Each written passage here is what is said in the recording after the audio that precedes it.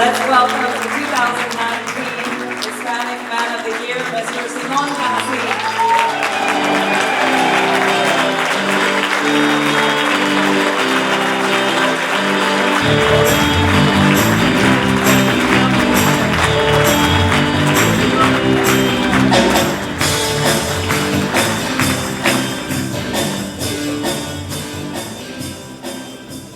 I feel like I just won elective office. Well, as Henry VIII said to each of his wives, I promise I won't keep you long. But if you don't pay close attention, I'll call Odette back up here to put the fear of God in you. La Tres Maria, Fulana, Ciclana, y Mengana. I have 3 chickens by those names in the backyard. They say the most dangerous place in America is the space between me and a microphone. And I can assure you that I'm going to grab this microphone and hang on to it like Tiny Tim on a Christmas ham.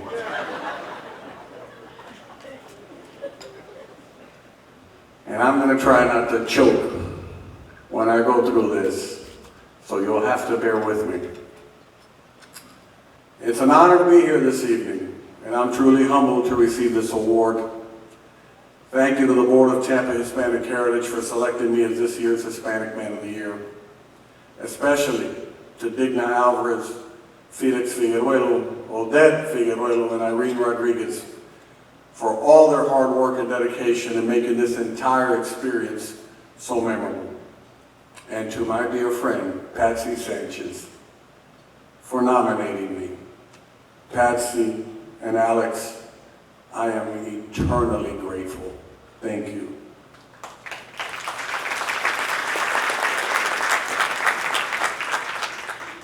But my endless and unyielding gratitude goes to the 2 people most responsible for my being.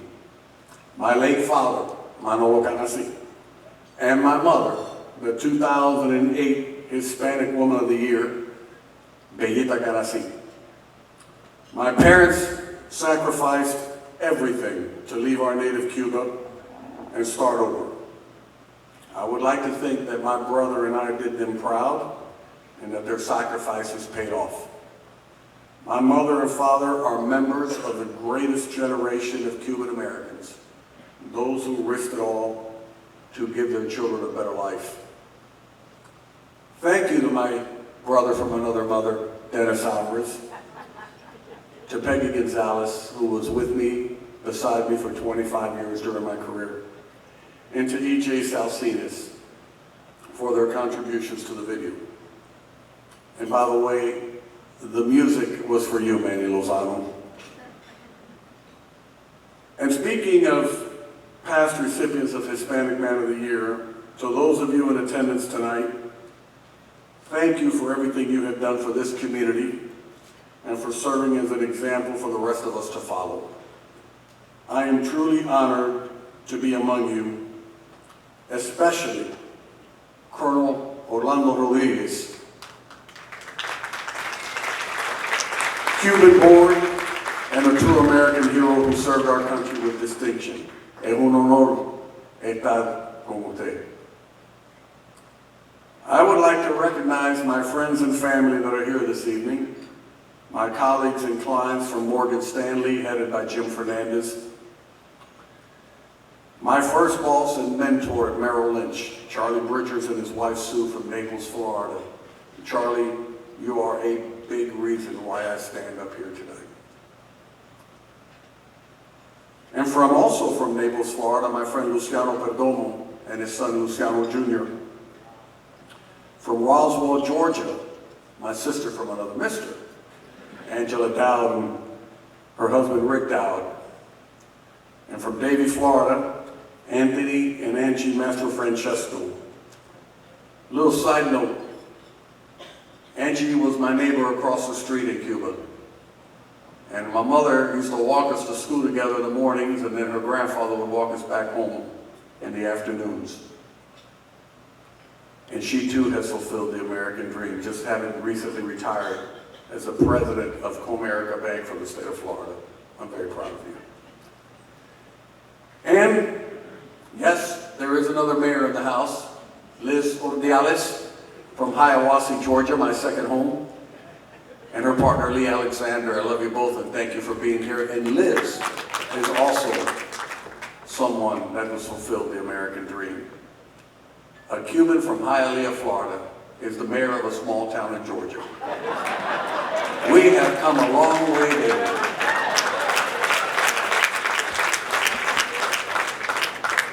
To my incredible children, my daughter Brittany, the apple of my eye, Simon in a dress.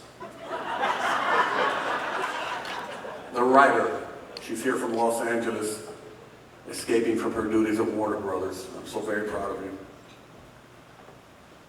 And Marie, the educator. She couldn't have been more mine as she really was. We are much more alike than we are different. And that can be sometimes scary. And my son Alex, the first responder, the family hero. Him and his beautiful wife Laura are going to make me an abuelo next month. A little girl, her name will be Elise Marie. They couldn't be here tonight because my son is receiving an award from the Humane Society at their Tucks and Tails event tonight for all his fundraising efforts. And tonight, also, at the Firefighters Ball, he will be receiving the Counselor of the Year for all the hard work he does at the burn camp. I'm so very proud of him, and the Canasi tradition of paying it forward continues. But representing both Alex and Laura is Laura's mother, Julie Saunders, who's here tonight, and who loves my son so much, and thank you, because I love your daughter a whole heck of a lot too. My children are my treasures. They are the reasons that I do the things that I do. My nieces and nephew are here tonight, Christine, Brian, Melinda, and Albert. Unfortunately, my nephew Manny could not be here tonight because he's in the hospital fighting a bad case of diverticulitis. And that's what you get when you eat McDonald's too much. But I know he's here in spirit and we're praying for his speedy recovery, and I'm sure he'll be fine. My godmother, Matilde Romano, sitting at the head table, my chosen family member. You nurtured me as a child like if I was your own. And that is something that I will never forget. And of course, certainly, but last but not least, my incredible wife, Dr. Dina Canasi.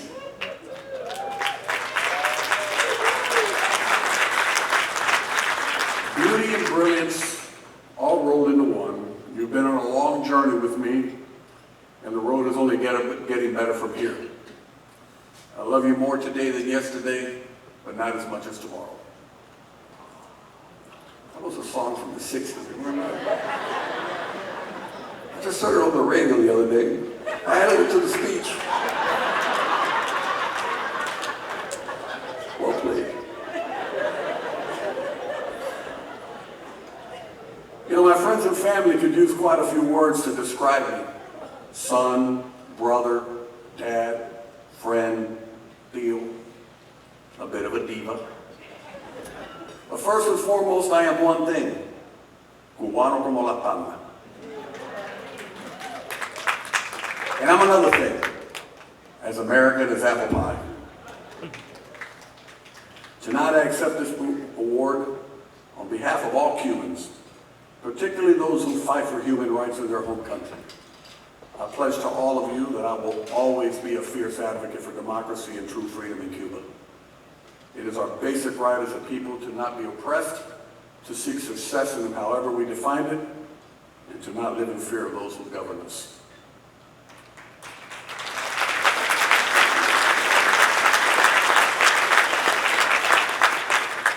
I also accept this award on behalf of every immigrant who has come to this country seeking the same thing we did, a chance to pursue the American dream for their family under the auspices of freedom and opportunity.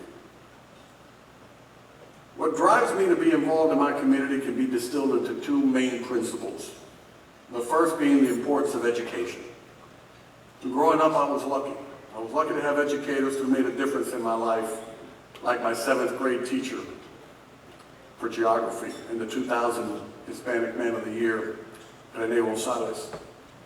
My 8th grade history teacher, Vilma Sabella. My 12th grade English teacher, Ann Cook, the original Gerber baby from Hillsborough High School. And by the way, a big salute to my fellow terriers that are here tonight. We have plenty of them. Candy, Nancy, love you guys. Thank you all for being here. They inspired me to make it a mission, my mission, to support young people in their pursuit of learning. And so together with the crew of the Knights of Santiago Education Foundation, an organization I'm proud to have co-founded, over the last 25 years, we have raised over $3 million in college scholarships.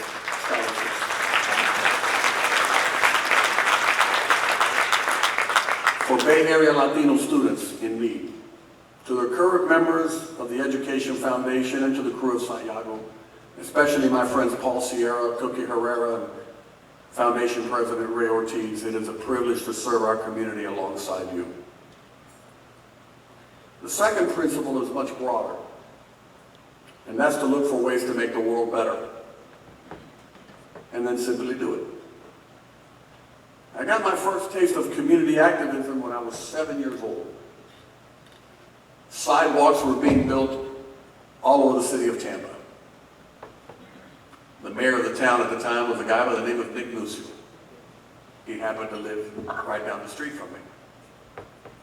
But he wouldn't build a sidewalk on our block because he was afraid of the repercussions he was going to receive from the press, because they were always hounding him. And when I found out that he wouldn't build a sidewalk on our block, I stalked him. Every day when he came home from work, I would look for that black sedan to come around the corner. And as soon as I saw it, I'd march my little bow-legged legs all the way down to his house. And I'd say, Mayor Nusio, my name is Simon Canasi. I live at 2906 11th Street. And if you don't build a sidewalk on this block, my mom and dad won't buy me a bicycle. What are you going to do about that? I did that every day. And one day, he asked me where I went to school. I told him I go to VME Moore. I'm in the 2nd grade. The next thing I know, my mother and father get a phone call from Joe Iglesias, who was the principal at VME Moore at the time. He told my parents, listen, I got a call from Mayor Nusio, who's a friend of mine. He says to tell your kid to back off. He's going to build a damn sidewalk. And so he did. And he had me put my handprint on the corner of 21st Avenue and 11th Street as a remembrance.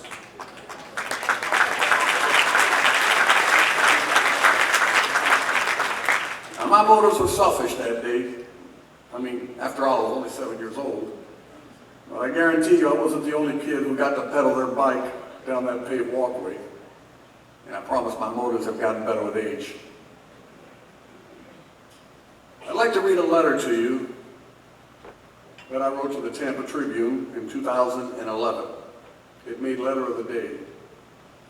And it best summarizes the gratitude I feel for this community and the obligation I feel to give back to it. Here it is. On May 18, 2011, my family and I celebrated our 50th anniversary in America, having exiled here from our native Cuba. Our thanks on behalf of ourselves and other Cuban exiles is long overdue. It starts with my late father, who had the courage, vision, and wisdom to say to my mother that Cuba held no future for their 2 sons. They left everything they had and everyone they knew and journeyed to the land of freedom and opportunity, the United States of America. Even better, they chose Tampa, and in particular Ybor City, as our new home. My brother and I were raised here solely by our parents with no extended family, since everyone else chose to stay behind.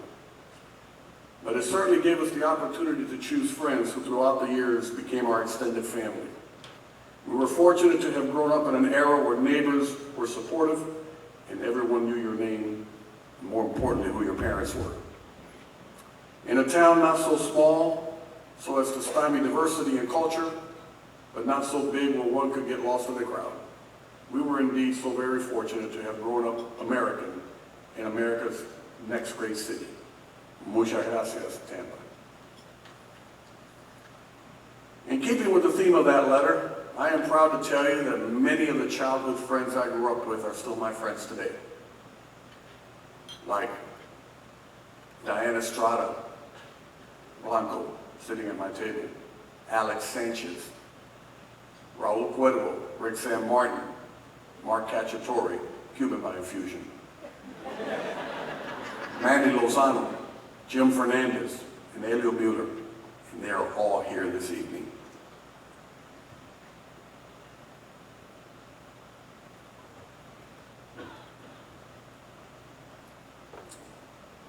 This is where I'm going to choke. And my friend Bill Dosal, who is here with me in spirit. I love you all. In closing, I would like to encourage all of you in this room that have flourished in this great country to please pay it forward. Help your community to be better. Give to causes that mean something to you. Encourage kids to empower themselves through education and give them the tools to succeed. Most importantly, build your own sidewalk. Don't build walls. Build your own sidewalk wherever you go.